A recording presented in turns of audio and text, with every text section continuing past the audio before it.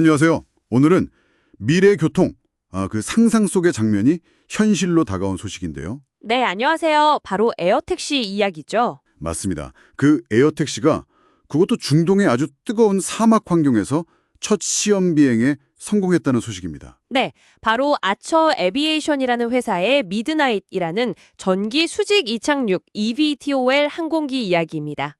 이게 7월 2일이었죠. 아부다비 알바틴 공항에서 중동 지역 첫 시험 비행을 성공적으로 마쳤다고 합니다. 맞습니다.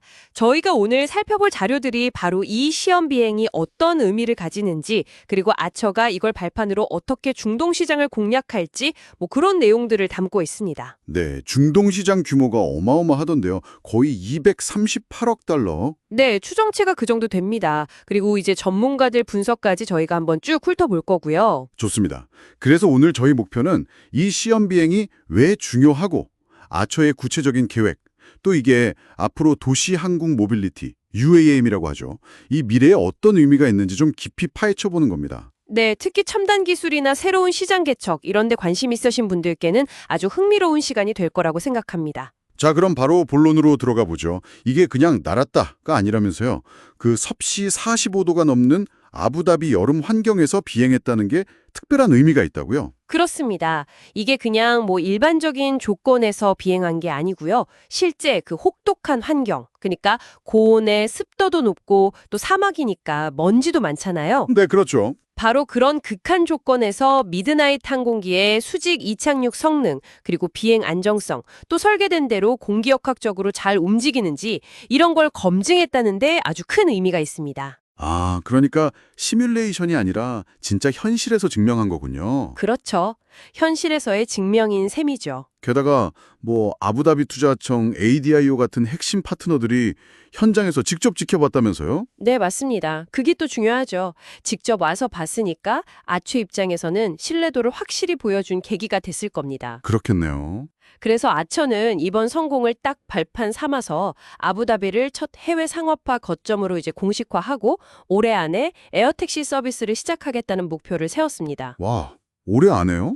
굉장히 공격적인데요? 네, 그렇죠. 앞으로 이제 실제 운항 데이터를 계속 쌓으면서 인증받고 또 상업화 속도를 계속 높여갈 계획입니다. 중동 시장, 특히 아부다비랑 두바이 UAM 시장 잠재력이 엄청나다고 들었습니다. 이게 그냥 기술 보여주기를 넘어서 사업적으로도 정말 매력적인 시장인 거네요. 네, 맞습니다. 전망치를 보면 2035년까지 연평균 21%씩 성장해서요. 약 238억 달러, 우리 돈으로 하면 3조 원이 넘는 아주 거대한 시장이 될 걸로 보고 있습니다. 30조 원. 와. 네. 그래서 아처는 이런 기회를 잡으려고 UAE 정부의 아주 강력한 지원, 그리고 스마트 모빌리티 인프라에 대한 투자, 또 상대적으로 좀 유연한 규제 환경, 이런 것들을 잘 활용해서 초기 시장을 딱 선점하려는 전략을 쓰고 있는 거죠. 단순히 비행기만 만드는 게 아니라 그 실제 운영을 위한 기반 시설, 인프라 구축에도 속도를 내고 있다고요? 아, 네, 맞습니다. 그 점도 중요해요.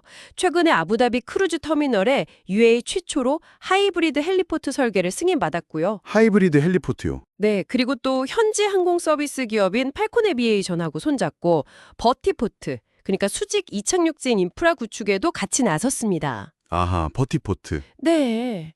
그러니까 이게 그냥 우리 비행기 좋아요가 아니라 실제 서비스할 준비하고 있어요라는 신호를 계속 보내는 거죠. 물론 아처만 이 시장을 보고 있는 건 아니겠죠. 경쟁사도 있을 텐데요. 네, 당연합니다. 경쟁사인 조비 에비에이션도 이미 두바이에서 시험 비행을 시작했고요. 중동 시장 경쟁이 이제 본격화되고 있다고 봐야죠. 그럼 아처가 내세울 만한 경쟁 우위, 비장의 무기 같은 게 있을까요? 일단 아처는 자금력이 꽤 든든합니다. 약 20억 달러, 우리 돈으로 한 2조 7천억 원 이상의 유동성을 확보하고 있고요. 와, 자금은 충분하군요. 네. 그리고 또 하나 주목할 만한 게 그 데이터 분석 기업 팔란티오와의 협력입니다. 아, 팔란티어, 빅데이터 분석 회사죠? 맞습니다. 이게 단순히 데이터를 모으는 걸 넘어서 인공지능, AI를 활용해서 예를 들면 복잡한 도시망로를 최적화한다거나 아니면 기체 유지 보수를 미리 예측해서 효율을 높이는 그런 식의 운영 효율성을 극대화하려는 전략으로 보입니다. 아, 그게 실질적인 운영에서의 경쟁 우위가 될 수 있겠네요. 네, 그럴 가능성이 충분히 있죠. 기술, 자금력, 전략까지 이렇게 착착 갖춰가는 모습인데 월가, 그러니까 금융시장의 평가는 좀 어떤가요? 기대감이 어느 정도 수준이에요? 현재로서는 상당히 긍정적입니다.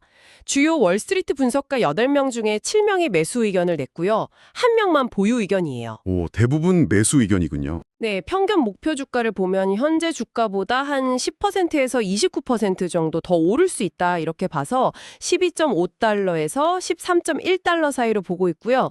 일부는 더 높게 봐서 최대 18달러까지 예상하기도 합니다. 전망은 밝은데 그래도 역시 아직은 실제 매출이 없는 회사라는 점은 좀 유의해야겠네요. 정확합니다. 그게 가장 중요하죠. 결국은 약속한 상업화 일정을 잘 맞추고 실제 성과를 보여줘야 합니다. 그리고 앞으로 추가 자금 조달이 필요할 수도 있고요. 이런 부분들을 계속 지켜봐야 합니다. 네.